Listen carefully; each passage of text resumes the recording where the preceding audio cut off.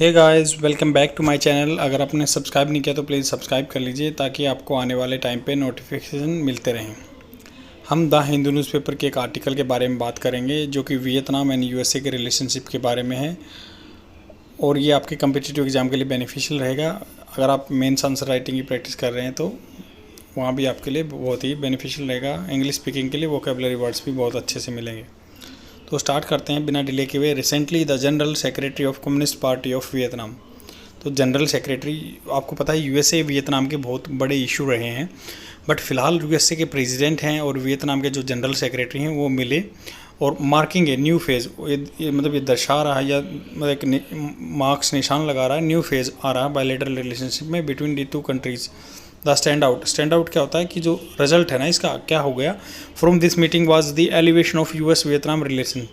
तो यूएस के वियतनाम के रिलेशन ऊपर बढ़ गए। Comprehensive strategical partnership from the US Vietnam comprehensive partnership forge in 2013। तो यहाँ पे बात हो रही है जो कंप्रेहेंसिव व्यापक रूप से स्ट्रेटजिकल पार्टनरशिप हो गई यूएस की और वियतनाम की। फोर्ज होता है बनाना, पक्का करना। इन 2013 में बनी थी between Vietnam and US president और वियतनाम के प्रेसिडेंट के बीच में। की पॉइंट्स क्या हैं? Given the complex history of US involvement in Vietnam during cold war. तो आपको पता है कि वियतनाम की वार में ये जो इन्वॉल्वमेंट था कोल्ड वार के टाइम पे यूएस का बहुत ज़्यादा था। Complex history of US involvement in Vietnam during cold war. This elevation, ये जो मतलब आगे उठाव हुआ है, एलिवेशन हुआ है, marks a significant step up.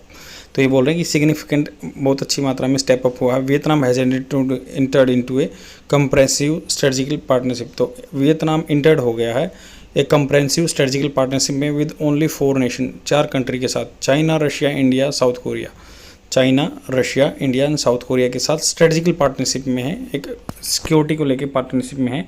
2022 में इंडो पैसिफिक इकोनॉमिक फ्रेमवर्क, जो इंडो पैसिफिक इकोनॉमिक फ्रेमवर्क था फॉर प्रोस्पेरिटी, तो 2022 में इंडो पैसिफिक को लेके इकोनॉमिक फ्रेमवर्क भी हुआ फॉर प्रोस्पेरिटी से मर्दी के लिए। Was launch by the US के द्वारा लॉन्च किया गया। किस टाइम पे?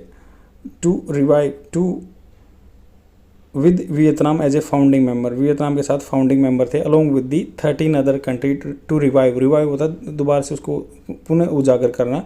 वाशिंगटन इकोनॉमिक डायनेमिज्म, मतलब यूएस की कैपिटल है वाशिंगटन का, जो इकोनॉमिक का डायनेमिज्म है जो कीप ऑन चेंजिंग है इन एशिया पैसिफिक एरिया में। US Vietnam relationship is now rapidly, बहुत जल्दी से मतलब एक्सपेंडिंग हो रही हैं। इट्स बायलैटरल स्पेक्ट्रम, एक होराइजन बढ़ रहा है, स्पेक्ट्रम बढ़ रहा है with N emphasis on enhancing political trust. तो बढ़ रहा है पॉलिटिकल ट्रस्ट एक दूसरे पे कंट्री का, वियतनाम का और यूएसए का।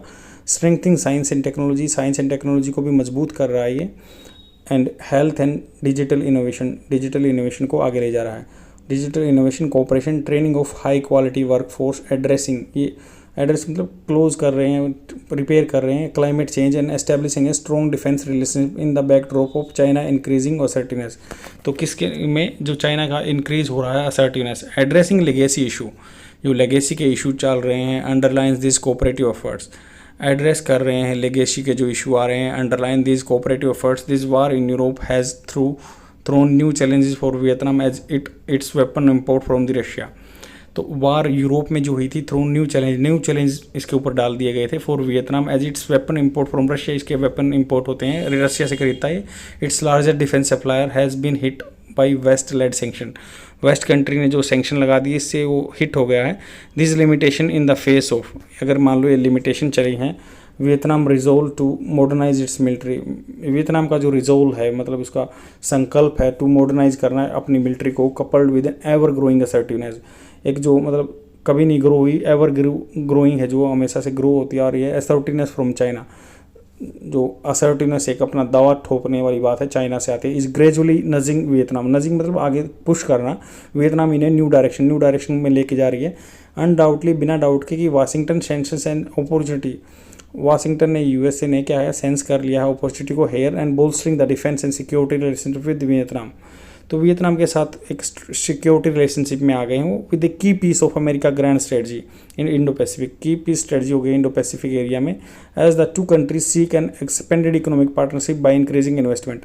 तो दोनों कंट्री क्या है, एक चीज़ों को देख रहे हैं, एक्सपेंड कर रहे हैं economic partnership by increasing investments in critical technology, chips and artificial intelligence. There is a space for linking such partnership across the border realms. तो अक्रॉस द बॉर्डर रियल्स क्या होता है, क्षेत्र होता है, एरिया होता है of the Indo Pacific with like minded partners.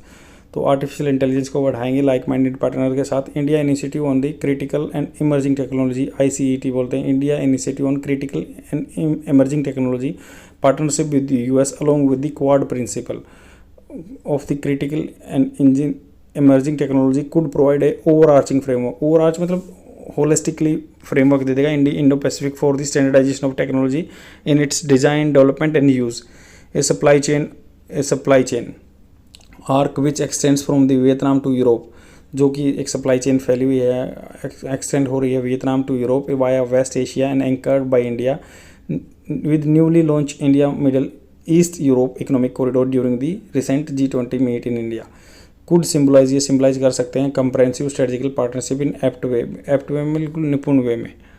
तो ये यहाँ पे आज का आर्टिकल ख़त्म होता है। इस आर्टिकल में सिर्फ ये बात की गई है कि भाई जो रिसेंटली जनरल सेक्रेटरी हैं वियतनाम के, वो मिले थे USA के प्रेसिडेंट से। वियतनाम में एक मीटिंग हुई थी। मीटिंग होने के बाद क्या है, रिलेशनशिप में एलिवेशन आ गया, उठाव आ गया, क्योंकि जो कि डाउन स्टेज में था, कहाँ पे, US और वियतनाम के कोल्ड वार के टाइम पे रिलेशन बिल्कुल डाउनग्रेडेड था और स्लम्प था उसमें। अब एक नया फोर्स होता है बनाना, मतलब गाढ़ा करना, बनाया उन्होंने 2013 में US वियतनाम के साथ टाई हुई थी। और अब कॉम्प्लेक्स हिस्ट्री चली हुई थी इंडिया की, US की, वियतनाम की कोल्ड वार के टाइम पे। ये स्टेप अप आगे आ गए हैं। और अगर बात करें, वियतनाम इंटर हो चुका है कंप्रेहेंसिव स्ट्रेटेजिकल पार्टनरशिप में, जो सिक्योरिटी को लेकर पार्टनरशिप में, इसमें चाइना है, रशिया है, इंडिया है, साउथ कोरिया है। 2022 में इंडो पैसिफिक फ्रेमवर्क भी बना था फॉर प्रोस्पेरिटी, उसको लॉन्च किया गया था US विद वियतनाम और फाउंडिंग मेंबर 13 और थे। इससे क्या होगा कि इंडो पैसिफिक इकोनॉमिक फ्रेमवर्क तैयार हो गया कि इकोनॉमी में बिजनेस ट्रेड कैसे करेंगे। ये एक डायनामिज्म था, एक दोबारा से उसमें डायनामिक वे में एक कंटिन्यूटी लेके आया था एशिया पैसिफिक रिलेशनशिप में। तो US की वियतनाम के साथ रिलेशन रैपिडली ग्रोइंग हो रहे हैं साइंस एंड टेक्नोलॉजी में, कई चीज़ों में भी। और एक ICET कंसेप्ट है, India initiative of communication and engineering technology, उसमें भी इसका लिवरेज हुआ है। तो चिप्स बन रही है, टेक्नोलॉजी बन रही है। तो जो initiative on critical and emerging technology है, इसमें इंडिया का इनिशिएटिव था ये। इसमें पार्टनरशिप US के साथ है, क्वाड प्रिंसिपल, जो क्वाड ग्रुप है, India, Australia, US and India, USA, Australia and, इसमें इंडिया और ऑस्ट्रेलिया हैं, USA और जापान है। तो क्वाड ग्रुप का भी इमर्जिंग और क्रिटिकल एंड इमर्जिंग टेक्नोलॉजी आ रही है, ओवरआर्चिंग फ्रेमवर्क दे रहा है। इंडिया एक स्टैंडर्डाइज करेगा टेक्नोलॉजी को, डिज़ाइन में डेवलपमेंट करेगा, यूज़ करेगा।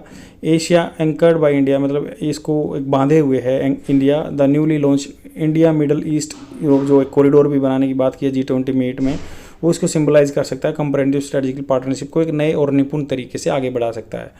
आई होप आपको समझ में आया होगा। शेयर जरूर कर देना अपने फ्रेंड में और डेली देखते रहो। Thank you very much, bye.